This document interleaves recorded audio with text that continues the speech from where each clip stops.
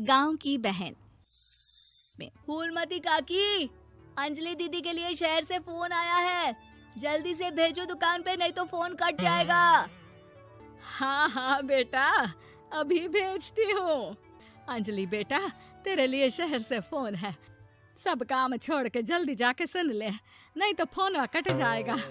हाँ माँ, अभी जाती हूँ, जरूर मीनाक्षी दीदी का फोन आया होगा। हाय अंजलि। नमस्ते दीदी, मेरा मतलब हाय, कैसी हो आप? यहाँ तो सब ठीक है। मामा मामी कैसे हैं? तू कैसी है? मेरे तो एग्जाम्स होने वाले हैं, हर रोज कॉलेज जाना पड़ता है, lectures, extra classes, private coaching.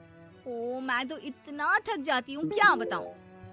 आपकी कॉलेज वाली बहन जी आपको इतना पढ़ाती है, तो घर कब जाती हैं आप दीदी? अरे नहीं नहीं, ये सब सिर्फ मेरी प्रोफेसर नहीं पढ़ाती, मैं अलग से दूसरे टीचर्स के पास भी पढ़ने जाती हूँ। दीदी फिर तो आप बहुत थक जाती होगी ना, आप ना पैदल मत जाया करो, टांगा ले लिया करो दीदी। नहीं मेरी भोली बहन, ना मैं पैदल जाती हूँ, ना ही यहाँ टांगा मिलता है, मैं बस से जाती हूँ और थोड़ी दूरी के लिए रिक्शा ले लेती हूँ। सच्ची? वहाँ पर टांगे नहीं बस चलती है? वाह, वो भी हर रोज? हमारे गांव में भी बस आती है, दिन में 2 बार। यही तो खास बात है शहर की, यहाँ बसें पूरा दिन दौड़ती हैं सड़कों पर, और सिर्फ बसें ही नहीं, कार, स्कूटर और ट्रक भी, और तो और थोड़ी दूरी पर तो हवाई जहाज भी है, जहाँ से हवाई जहाज आसमान में उड़ते हैं। अच्छा दीदी, मैं फोन रखती हूँ, बुआ जी फूफा जी को मेरा नमस्ते कहना। हाँ माँ, हम लोग शहर में क्यों नहीं रहते? बुआ जी, फूफा जी और मीनाक्षी दीदी तो शहर में ही रहते हैं। अरे क्योंकि तेरे बुआ जी की शादी शहर में हुई थी, इसलिए बेटा। शादी से पहले वो भी तेरे पापा और दादा दादी के साथ गांव में ही रहती थी। तो फिर बा, मुझे शहर भेज दो ना, मैं भी शहर देखना चाहती हूँ।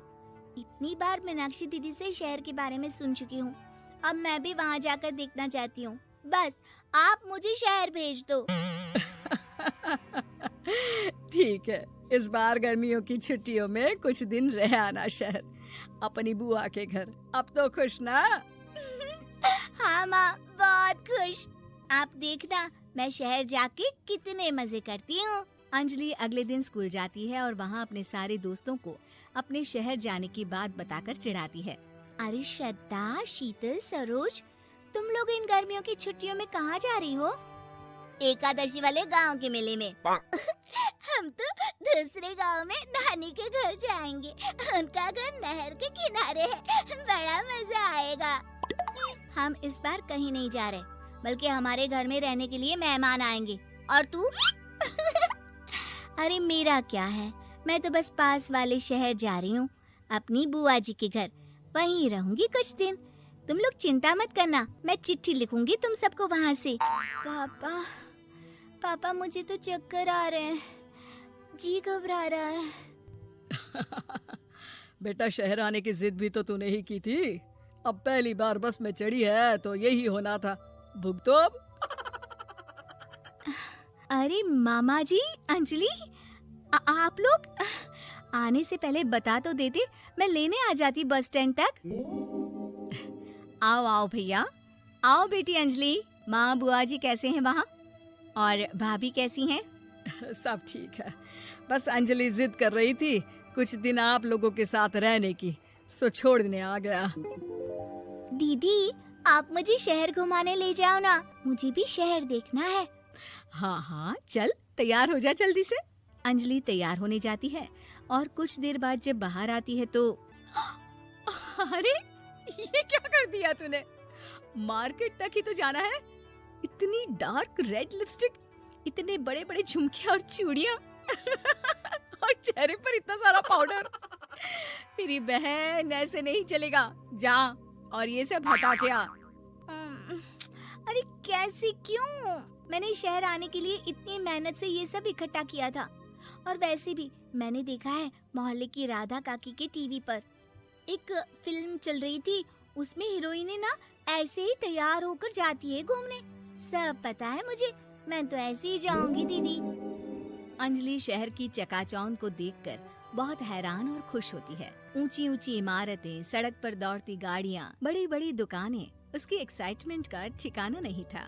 दीदी, ये छोटा सा कमरा सड़क के किनारे क्यों रखा है? इसमें कौन रहता होगा? ये कमरा नहीं, पीसीओ है, पीसीओ। यहाँ पर लोग फोन करने आते हैं, सिक्का डालकर। ओह, हमारे गांव में तो दुकान पे ही जाते हैं बात करने। अच्छा चल, तुझे रेस्टोरेंट में खाना खिलाने ले चलती हूँ। Excuse me, 2 plate noodles please and 2 Cola.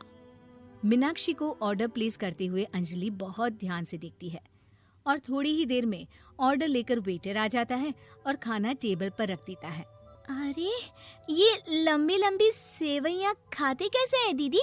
और इसके साथ कोई अचार, प्याज, मूली कुछ भी नहीं दिया, बस ये छोटा सा पेट खुजाने वाला दे दिया है।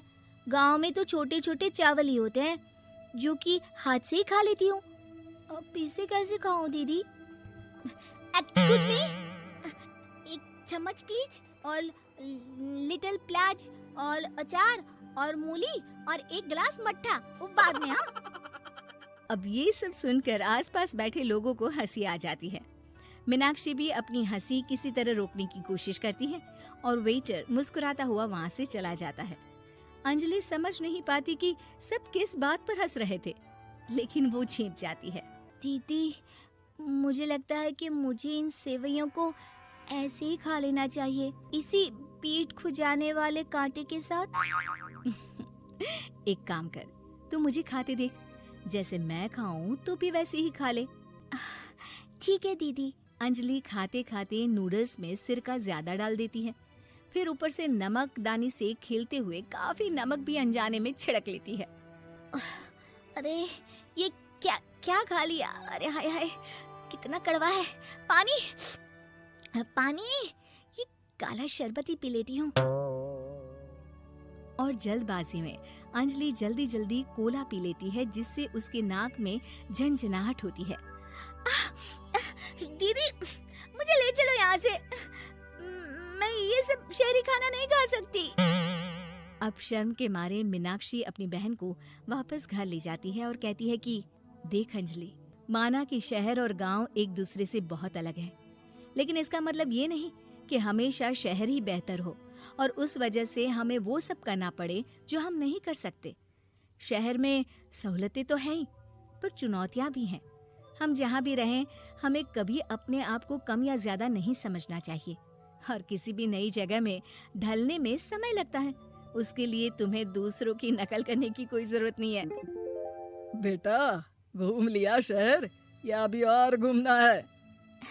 नहीं पापा, मैं अपनी गलती समझ गई हूँ। आप गांव ही ले चलिए मुझे।